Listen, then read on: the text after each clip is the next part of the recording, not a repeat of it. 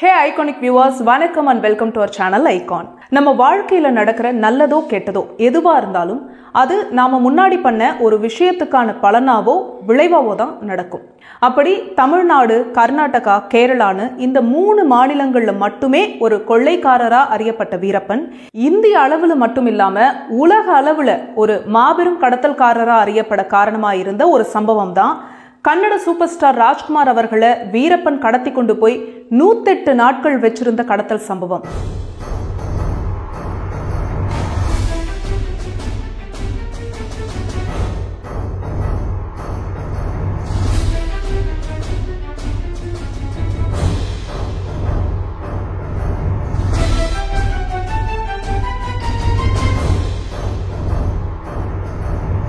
அந்த சம்பவம் தான் பின்னாள்ல வீரப்பனோட கொடூரமான மரணத்துக்கு காரணமாகவும் அமைஞ்சது.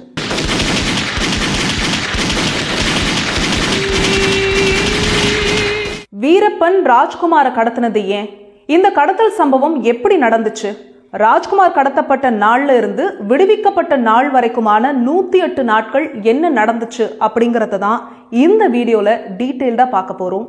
இந்த சேனல் ஐகான்.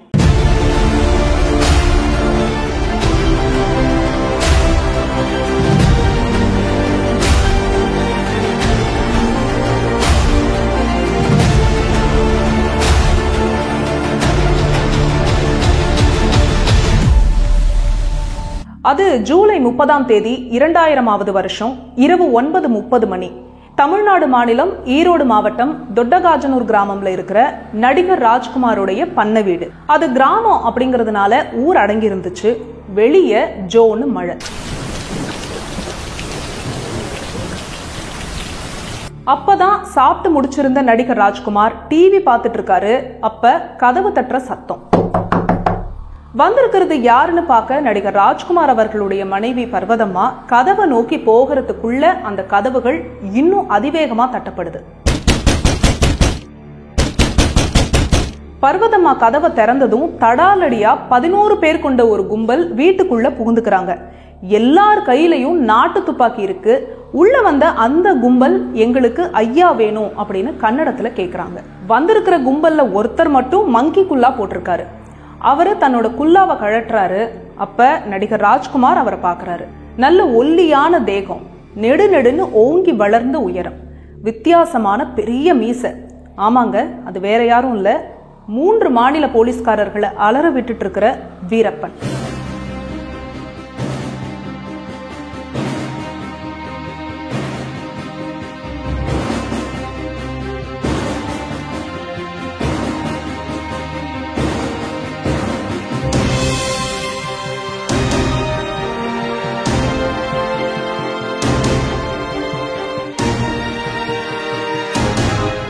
படத்துல பாக்கிறதுக்கும் நேர்ல பாக்கிறதுக்கும் துளி கூட சம்பந்தமே இல்லாத வகையில 72 வயது முதியவரா காட்சி தந்த ராஜ்குமார் அவர்களை சந்தேகமா பாக்குற வீரப்பன் அவரை வெளியே அழைச்சிட்டு போய் அவர் வீட்டுல இருந்த மத்தவங்களை பத்தி எல்லாம் கேட்டறிஞ்சிட்டு ராஜ்குமாரோட சேர்த்து அவருடைய மருமகன் SA கோவிந்தராஜ், உறவினர் நாகேஷ், அப்புறம் அவரோட துணை இயக்குனர் நாகப்பாங்கிறவங்களையும் அந்த கொற்ற மழையில காட்டுக்கு கூட்டிட்டு போறாரு வீரப்பன். ஆரம்பத்துல வீரப்பன் நாகப்பாவை நீ வர வேணான்னு சொல்ல, இல்ல எங்க ஐயா கூட நானும் வருவேன் அப்படின்னு நாகப்பா அடம் பிடிக்க வீரப்பன் அவரையும் கூட்டிட்டு போறாரு. இந்த தருணத்துல தன்னோட அலட்சியத்தை நினைச்சு கண்டிப்பா நடிகர் ராஜ்குமார் ஃபீல் பண்ணியிருப்பாரு அப்படிங்கறதுல எந்த ஒரு சந்தேகமும் இல்ல. அலட்சியமா? அது என்ன அலட்சியம் சொல்றேன், ஆனா அதுக்கு நாம கொஞ்சம் பிளாஷ்பேக் போகணும்.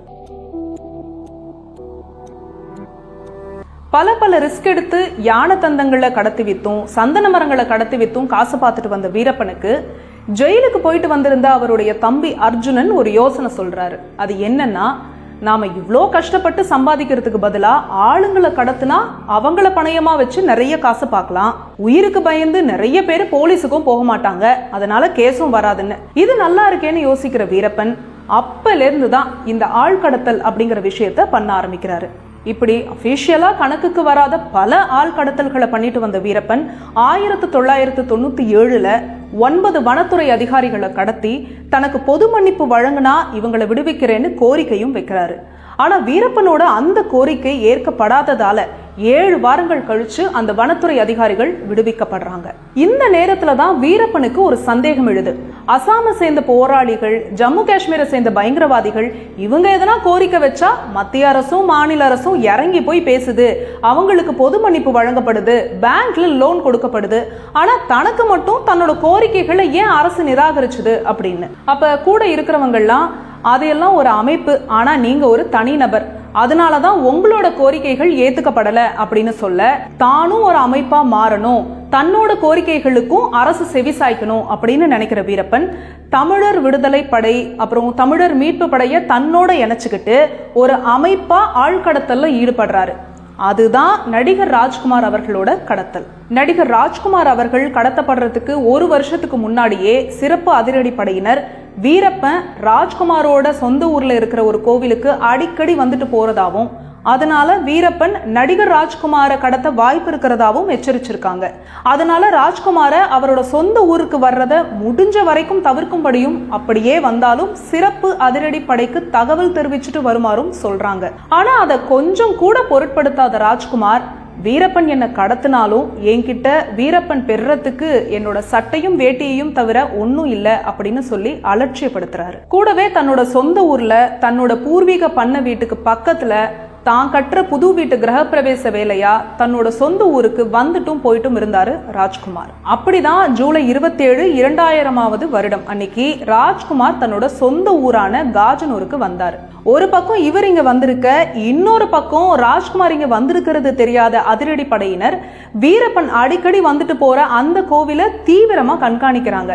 ஒருவேளை வீரப்பன் அங்க மறுபடியும் வந்தா அவரை எப்படி பிடிக்கணும் அப்படின்னு பல திட்டங்களையும் வகுக்கிறாங்க. ஆனா வீரப்பனுக்கு அவரோட உளவாளிகள் மூலமா ராஜ்குமார் தன்னோட சொந்த ஊருக்கு வந்துட்டாரு அப்படிங்கிறது மாப்பிள்ள வந்தாச்சுங்கிற ஒரு பேஜர் தகவல் மூலமா தெரிய வர ஜூலை 30ஆம் தேதி ராஜ்குமாரை கடத்துறாரு வீரப்பன். இப்ப தெரியுதா கடத்தினப்போ தன்னோட அலட்சியத்தை நினைச்சு ராஜ்குமார் ரொம்ப ஃபீல் பண்ணிருப்பாரு அப்படின்னு எதனால சொன்னேன்னு. சரி, இப்போ பிரசன்ட்டுக்கு வருவோம்.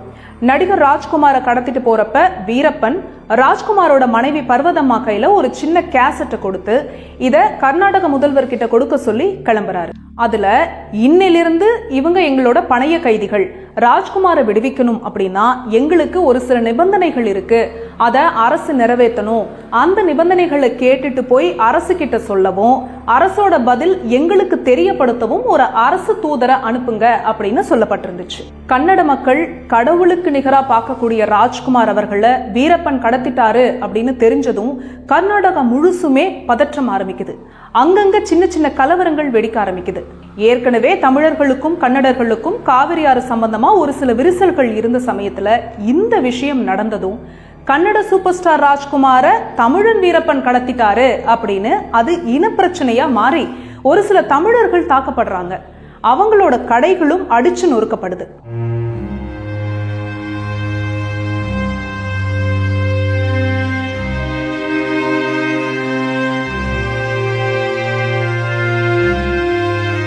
இப்படியே போனா கலவரங்கள் அதிகமாகும், இதை இப்பவே அமர்த்தணும் அப்படின்னு முடிவு பண்ற இரு மாநில அரசும் ஏற்கனவே வீரப்பனை சந்திச்சு பேசி அறிமுகமாகி இருந்த நக்கீரன் இதழோட ஆசிரியர் திரு நக்கீரன் கோபால், அப்ப அந்த நக்கீரன்லயே மூத்த பத்திரிகையாளரா இருந்த திரு சிவசுப்பிரமணியம் உள்ளிட்ட ஒரு குழுவை அரசு தூதுவரா நியமிக்கிறாங்க.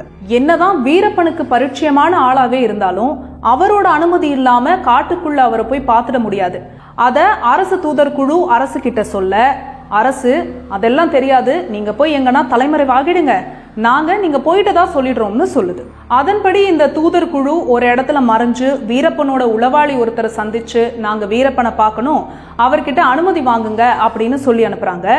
அந்த உளவாளி காட்டுக்குள்ள போய் வீரப்பனை பார்த்துட்டு அனுமதி வாங்கிட்டு வர எப்படியும் 2 நாள் ஆகும். அது வரைக்கும் இந்த தூதர் குழு ஒரு இடத்துல மறைஞ்சிருக்காங்க. அதுக்குள்ள அரசும் கலவரங்களை கட்டுப்படுத்த நிலைமையை கொஞ்சம் சீராக்க அரசு தரப்பில் இருந்து தூதர்கள் அனுப்பப்பட்டு விட்டனர், அவர்கள் வீரப்பனுடன் பேச்சுவார்த்தை நடத்தி கொண்டிருக்கின்றனர் அப்படின்னு செய்தி வெளியிடுறாங்க. இதனால கலவரங்கள் எல்லாம் கொஞ்சம் அடங்க ஆரம்பிக்குது.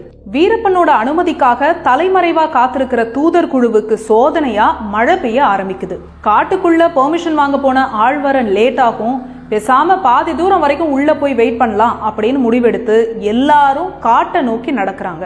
அங்க காட்டுக்கு நடுவுல ஒரு சின்ன குடிசை வீடு இருக்கு. இதுக்கு முன்னாடி வீரப்பனை சந்திக்க வந்தப்ப இந்த வீட்டுல இருந்துதான் வீரப்பன் ஆளுங்க அவங்கள வீரப்பன் இருக்கிற இடத்துக்கு கூட்டிட்டு போயிருந்தாங்க. அப்படிங்கறதுனால தூதர் குழு அங்க அந்த குடிசை வீட்டுல தங்கி வீரப்பன் வருகைக்காக காத்திருந்தாங்க. அப்பதான் இந்த தூதர் குழுவுக்கு தெரிய வருது, ரேடியோல வழக்கமா நியூஸ் கேட்டுட்டே இருக்கிற வீரப்பன் அரசு தூதர்கள் காட்டுக்கு போயிட்டாங்க அப்படின்னு அரசு வெளியிட்ட செய்தியை கேட்டு 2 நாள் முன்னாடிதான் இவங்களை கூட்டிட்டு போக தம் படையோட இந்த குடிசைக்கு வந்தாருன்னு. அடடா, தப்பாகி போச்சே, மறுபடியும் வீரப்பனுக்கு நாம இங்க காத்திருக்கோம்னு சொல்லணுமேனு யோசிக்கிற தூதர் குழு மழை அதிகமான காரணத்தினால் வீரப்பன் வர சொன்ன இடத்திற்கு தூதர் குழுவால் செல்ல முடியவில்லை, காட்டில் இந்த பகுதியில் காத்து இருக்கின்றனர் அப்படிங்கிற செய்திய மதியம் 2:30 மணி செய்தியில சொல்றாங்க. ஏன்னா இத கேட்டு வீரப்பன் மறுபடியும் தங்களை கூட்டிட்டு போக ஆள் அனுப்பலாம் அப்படின்னு நம்புறாங்க. செய்தி அவங்க சொன்ன மாதிரியே வெளியிடப்படுது. அவங்க நம்பிக்கையும் வீண் போகல. வீரப்பன் அந்த தூதர் குழுவை கூட்டிட்டு போக ஆள் அனுப்புறாரு. இப்ப முதற்கட்ட சந்திப்பு நடக்குது. அங்க தூதர் குழு ராஜ்குமாரையும் பாக்குறாங்க.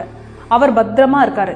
அந்த முதல்கட்ட சந்திப்புல அந்த அரசு தூதர்கள் கிட்ட ஒரு கேசட் கொடுத்து அரசு கிட்ட ஒப்படைக்க சொல்றாரு வீரப்பன்.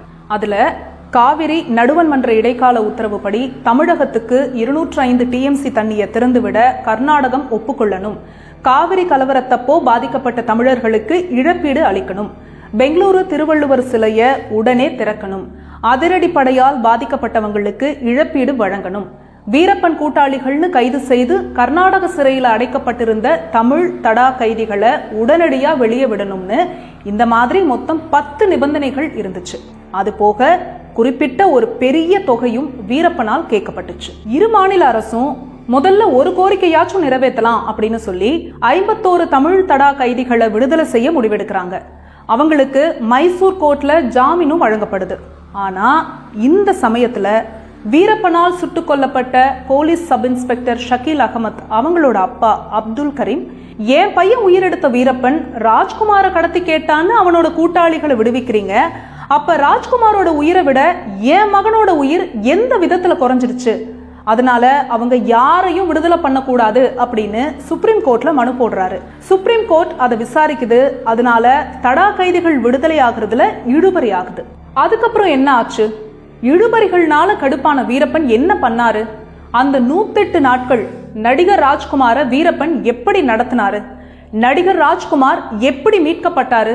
இதெல்லாம் தெரிஞ்சுக்கணும்னா நீங்க இந்த வீடியோவோட பார்ட் 2க்காக வெயிட் பண்ணணும். திரும்ப இந்த வீடியோவோட பார்ட் 2 வீடியோல உங்களை நான் மீட் பண்றேன். வணக்கம்.